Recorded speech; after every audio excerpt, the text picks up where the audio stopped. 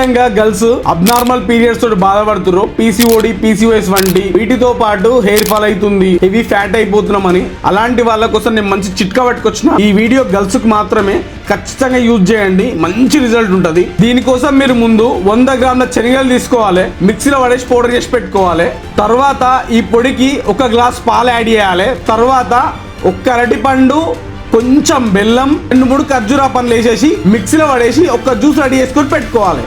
ఇట్లా నువ్వు కరెక్ట్ 15 రోజులు చేసినావు అనుకో, ఈ బాడీలో ఐరన్, మెగ్నీషియం, కాల్షియం వీటితో పాటు ఫోలిక్ యాసిడ్ లెవెల్స్ కూడా పుష్కలంగా పెరుగుతాయి.